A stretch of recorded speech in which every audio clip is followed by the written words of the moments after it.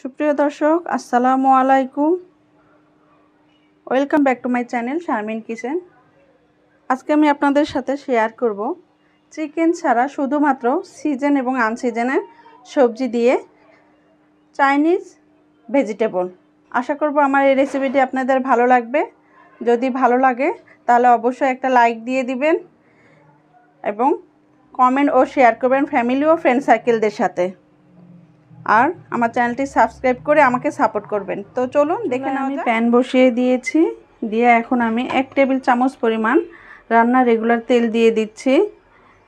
আর আমি আজকে যেহেতু রেস্টুরেন্ট স্বাদে সিজন এবং আনসিজনের সবজি দিয়ে আমি চাইনিজ ভেজিটেবল রান্না করে দেখাবো, তো তার জন্য আমি এখন তেলটা গরম হয়ে গেছে। এখন আমি 1 চা চামচ আদা কুচি দিয়ে দিলাম, 1 চা চামচ রসুন কুচি দিয়ে দিলাম। আর আমি এটা টেবিল চামচ দিয়ে দিচ্ছি, এই জন্য একটু খালি করে করে দিচ্ছি। দিয়ে এগুলো আমি একটু ভেজে নিব, হালকা ব্রাউন কালার হয়ে আসলে তারপর আমি সবজিগুলো দিয়ে দিব। ব্রাউন কালার হয়ে গেছে, আমি এখন 4টি কাঁচামরিচ দিয়ে দিলাম। দিয়ে এখন আমি দিয়ে দিচ্ছি গাজর।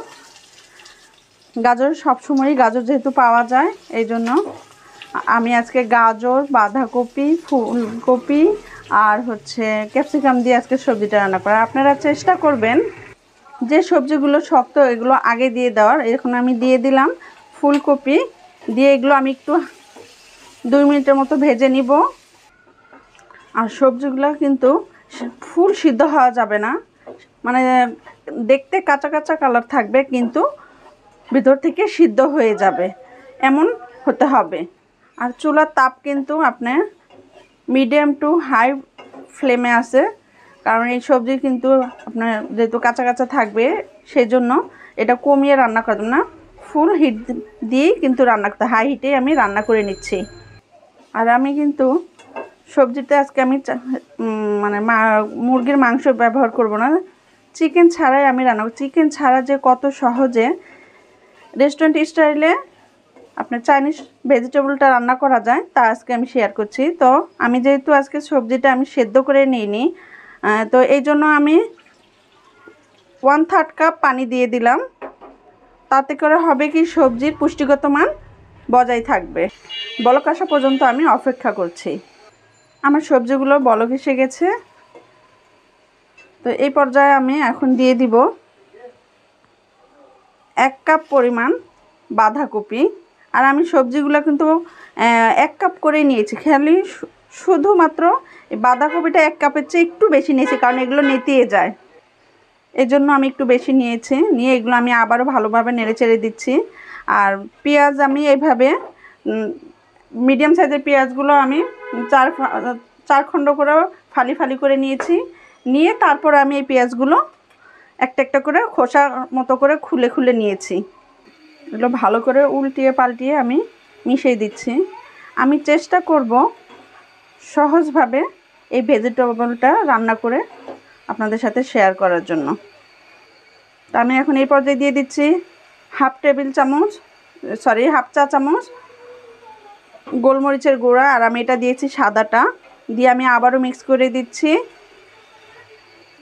আপনারা কিন্তু খেয়াল করেছেন কি না দেখুন, আমি কিন্তু এখনও লবণ ব্যবহার করিনি, কারণ লবণটা দিলে কিন্তু সবজিটা ফুল সিদ্ধ হয়ে যাবে। আর আমি চাচ্ছি এই সবজিটা যেন ফুল সিদ্ধ না হয়, শুধুমাত্র খাওয়ার উপযোগী হয় এমন সিদ্ধ করে নেব। এই পর্যায়ে আমার সবজিগুলো নরম হয়ে এসেছে। আমি এখন দিয়ে দিলাম 1 কাপ পরিমাণ পেঁয়াজ, আরও দিয়ে দিচ্ছি 1 কাপ পরিমাণ ক্যাপসিকাম। ক্যাপসিকামটা অপশনাল, আপনাদের হাতের কাছে থাকলে দিবেন, না থাকলে দিবেন না। দিয়ে দিলাম এখন আমি সয়া সস 2 টেবিল চামচ, স্বাদ মতো লবণ, কারণ লবণটা একটু বুঝে শুনে দিবেন, যেহেতু আমরা সয়া সস দিয়েছি এটাতেই কিন্তু লবণ হয়ে যাবে। এখন ভালোভাবে আবারও আমি উল্টিয়ে পাল্টিয়ে মিক্স করে নিচ্ছি। দেখুন সবজির কালারটাও কিন্তু ঠিক থাকবে। আমার কাছে মনে হচ্ছে গোলমরিচটা একটু কম হবে, তো আমি আবারও হাফ চা চামচ দিয়ে দিলাম। মোট আমি 1 চা চামচ গোলমরিচের গুঁড়া দিয়ে দিলাম। দিয়ে এখন আমি এটা আবারও মিক্স করে নিচ্ছি।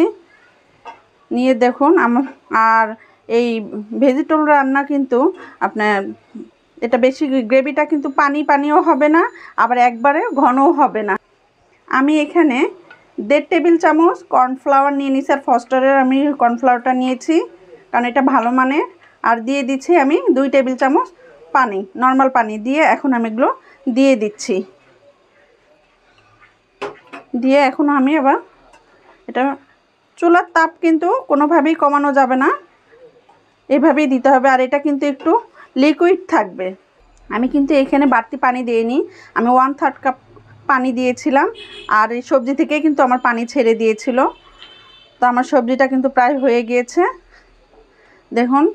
আর চাইনিজ রেস্টুরেন্টের কিন্তু আপনার রেস্টুরেন্টের কিন্তু চাইনিজ ভেজিটেবলটা কিন্তু একটু লিকুইডই থাকে। আপনারা যারা খেয়েছেন তারা নিশ্চয়ই দেখে বুঝতে পারবেন কতটা সহজে কিন্তু অল্প সময়ে রান্না করা যায়।